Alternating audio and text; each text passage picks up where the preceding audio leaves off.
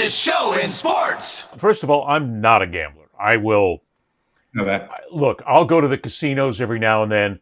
I'm a blackjack guy. I love playing craps, but I've never, because I was in that industry and I'm still in that industry technically as a journalist for so many years. I wouldn't even dare to go close to a gambling parlor or any way like that to place a bet on a sporting event, because if I worked it and I worked in that and I got caught, the networks would have fired me in a heartbeat. I mean, Right. but not only that, we also I go back to a time when I was doing radio in Miami and doing talk shows at night on WIOD, which was the original sports line. And we were told flat out, do not talk about gambling odds. Don't mention them. Right. Don't bring them into the play because it's illegal. You cannot place a legal bet. See, that goes back to what, 1852? I mean, I'm showing my age here. Yeah. But with all of that, when you say gambling is good, in my opinion, and in the opinion of many, it's not that good, because what you're doing is you're taking a game, a sporting event, and the only reason people care is that over-under, is whether or not you're going to win the game. They don't give a damn about the sport itself. All they care about is whether or not they're going to cash in. And doesn't that take away from the pleasure of the game? See, but I'm going to probably preface this a little bit. You're going to say, no, Ed, that adds to the pleasure of the game. To me, it takes away from the sport itself. And it seems as if we're still creating that generation that absolutely, positively, without question, I am hooked on gambling, and if it's not gambling, I don't give a damn what happens in the game. Well, I mean, let's look at a game. Let's say on a Thursday night. Let's say Southern Miss is playing Mississippi State. Average person is not going to watch that game, but they've got something on the game, makes it interesting. So, let's say you go to a movie. And the average bet is not as much as you think it is. Most people think it's $50, $100. I think it's something like $13 is the average size bet. So let's say you go to a movie and it now costs almost $20 to go to a movie. If you're wagering, let's say you go 1-1, you win one Thursday night and the Friday night game you lose. You bet $20. The average odds, obviously when you win 20. When you lose 22. The bet plus 10%. Where are you going to get 6-7 hours of entertainment for $2? The average person is going to split. So but you don't care about the outcome. You don't really care about the outcome of the game for the sport itself. All you care about is if I make a buck. Again, I'm playing devil's advocate here. Totally, I wouldn't say totally. I mean,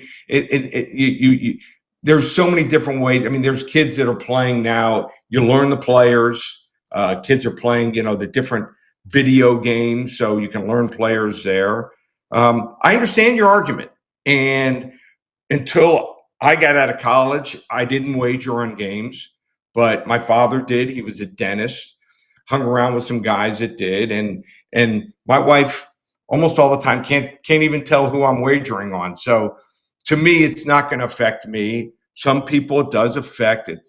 I don't think it's as bad as smoking or some other things. So to me, it's more entertainment, as long as, like I said, you can learn how to, handle it in your life. There are some cases, 2-3% of the people that have trouble gambling. And well, hang on right there, because you will admit that gambling is an addiction. Sure. It is, because when you say it's not as bad as cigarettes or as smoking, I get it, because you're basically sucking a carcinogen into your lungs to kill yourself. And I mean, I'm a vehement anti-smoker, so I go off on that all the time. But in essence, you even said it yourself. You said, and I think you might have, I don't want to read into it. I want to be sure that I'm clear. You said kids are doing it, or kids are playing. Isn't that also part of the issue here, that we now have a younger generation, in many ways an illegal younger generation, sometimes at 14, 15, 16 years of age, that are getting involved in gambling? And it doesn't seem as if the entities themselves, Lee, the legal entities, are doing enough about it. It looks like they're just they shouldn't their glance somewhere else. They shouldn't be. It's 21 to gamble legally. Well, yeah, but there are people. There are kids doing. When you said kids, you were just being just a generic thing. But college, more college kids. Like I go to games in Miami. I go to Heat games. I go to hockey games, I go to football games, and I see people, wagering. I'm not a proponent of betting on, like I said, individual plays. But if they want to do end game wagering, I don't have a problem with it. There is if it's see them legal, if you're of legal age, because it's legal. Correct. There's addictions. Sex is an addiction, Ed. People have a problem. Well, we could with go that. there and we could go off on a 5.5-hour show on that one. We'd probably get the biggest ratings the show has ever gotten. But no, I follow you on that. But the point I'm making here with this one is it's the idea that there is an underage generation that is also betting on games. 14, 15, 16, 17. That's illegal, number one. Right. And it's not being addressed by the legal books or the legal corporate to basically try and stop it.